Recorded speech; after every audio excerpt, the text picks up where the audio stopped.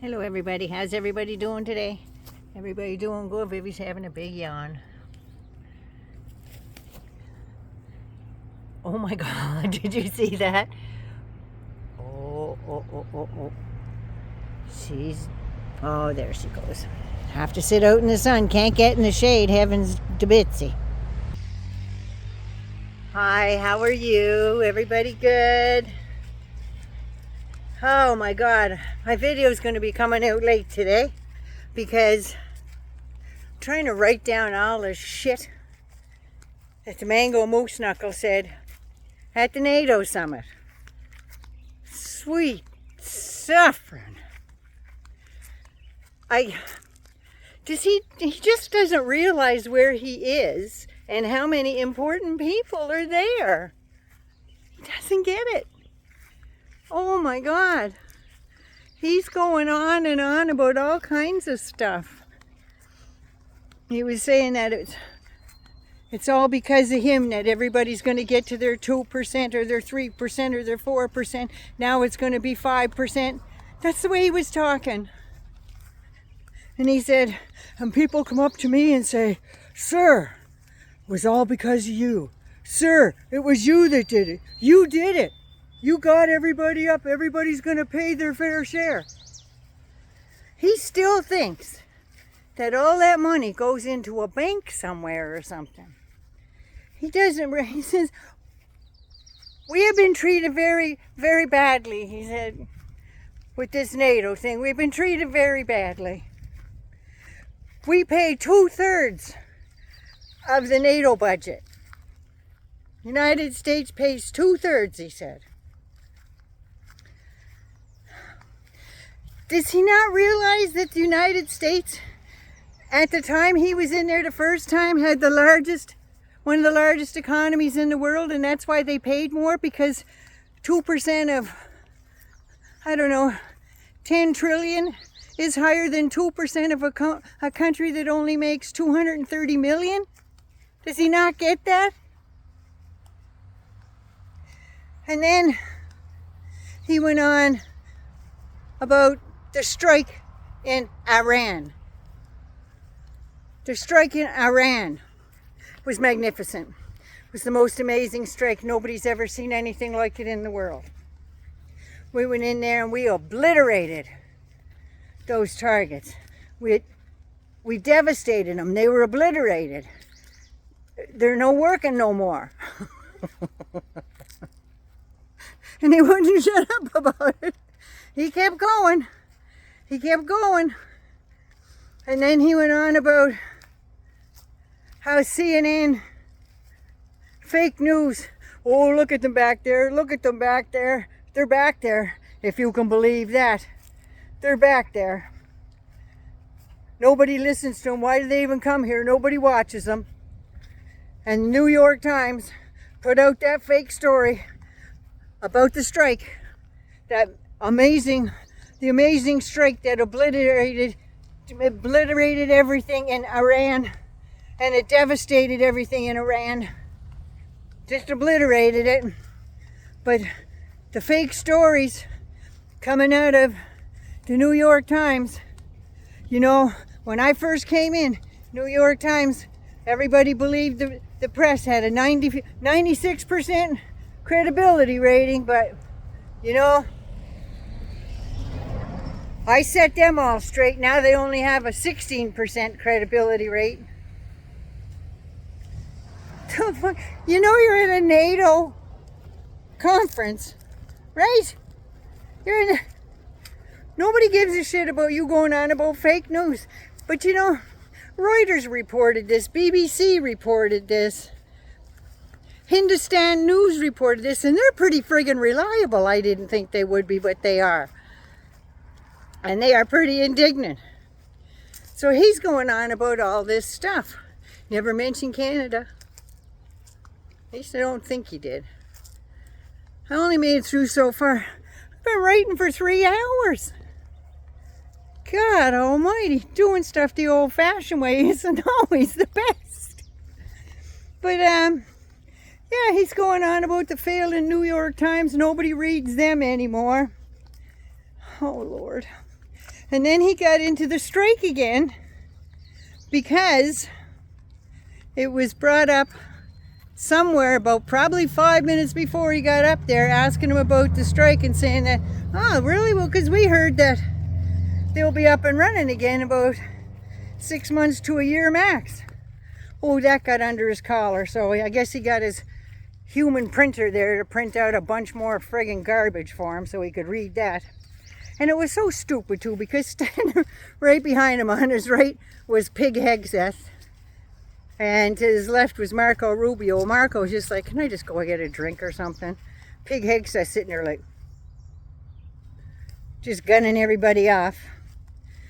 Oh, maybe he was just hammered. I don't know. Hungover, probably. Get the good booze over in Europe. But it's just absolute insane. I'm sorry, I got to pick up a big twig here. So he's going on about all that stuff. And then he's going on, but that's not all. They went down there, they obliterated it, and they devastated it so bad that they can't even go down in those tunnels anymore. And that's why everybody left, because they knew we were coming, so they left. But they couldn't take their nuclear stuff with them because it's too heavy. And there was too much, so they couldn't take it with them. But just last week, there was like 8 trucks parked alongside the road, big enough to take 300 pounds worth of nuclear energy with them. Seriously. They had all these trucks lined up on the road at Fordo. So, yeah, pretty sure that stuff's gone and moved to a new site, which would probably be underground as well. Because you know, in NORAD, I worked 600 feet underground. We had big bomb doors so it would stand a blast. And we could survive down there because there was kitchens and everything else and outside ventilation. So we would have been just fine. Just recycled the air and stuff like this. Oh yeah. Oh yeah. So you don't think they prepared for that little bit of a dealio in Iran? Then he was on about, oh, and then CNN came out with their fake story all about our pilots. They demeaned our pilots. No, they didn't demean their pilots, and any pilot worth their salt will admit that they are not 100% accurate 100% of the times. And that was just awful. And then they had to come back to Missouri and face that. 36 hours, 2 ways. And they got back and they had to face that demeaning. Seriously? He just went on and on like he was, maybe they hopped him, well, they didn't hop him up on something, maybe they just gave him something to make him sleepy, because it sounded like he was giving a funeral speech, and the man lived a good life. He lived a wonderful life. He did everything right, didn't do anything wrong.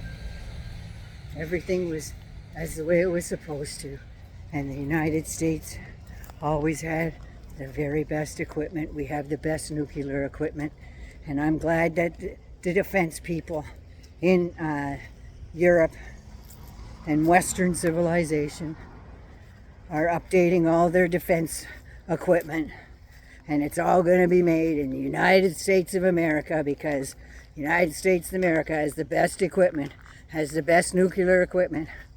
That's all he kept going. This whole thing was almost 50 minutes, just a speech, and then the questions came. One lady put up her hand. That's all. I didn't know who it was at first. Put up her hand, and he went, oh yeah, look at this. Fake CNN news there. Look at her. Can't wait to hear this question, he says. So he's going, you were very, very mean to our pilots and our military. We have the best military in the whole world, and everybody knows. She goes, nobody's saying that the U.S. military isn't great. Nobody's saying that. We all know how good the military is in the United States. And then when she got on with her question saying, the story's still out there that their nuclear defenses will be up and going. Oh, Jesus. Oh, Jesus. He didn't like that. I can see him calling CNN there making him fire her. Well, try to make her fire her. I don't think they have the guts because there's a few of them on there. Caitlin Collins, Anderson Cooper. They all have big, compared to other medias, they have a big following, so I'm not getting rid of her. She asked good questions. And then this poor lady, this poor Spanish lady from Spain got up and he went, "Who are you with?" And she said the Madrid Times or whatever the hell it was, a Spanish newspaper anyway. And he went, "Oh, you're refusing to pay your 2%. So you know what? You wait till tariff time. When I sit down and talk to them, Spain's going to pay double because they won't come up with their 2% for defense. I'm going to charge them double in tariffs. I'll get the money out of them. I'll get it back." Yeah. And then there was another reporter from MS DNC. His mother should have had a DNC, I'm just saying. But anyway, yeah, he was like, "Oh yeah, here's another one now. Listen to this question. This should be good," he says. And it was just bullshit right off the hop. So anyway, that's my little blurb on what went on at the NATO conference. Thank Christ he's out of there and on his way home. That's all I'm saying. But of course, he did give praise to the King and Queen. The King and Queen of the Netherlands. Because they're, what? Kings and queens. Just like he wants to be. Doesn't want to deal with them other peons. Wants to have breakfast with the King and Queen again. Oh, Lord dying Henry. Anyway, if you're new to the channel, love me, like me, share me, think about subscribing. Don't think about it, just hit the button. No thinking, just... All my newcomers, I love you so much. Go give somebody a hug and a nice word today, won't you? Nine Anna loves you. Vivi's starting to bark, gotta get her in. Take care of you.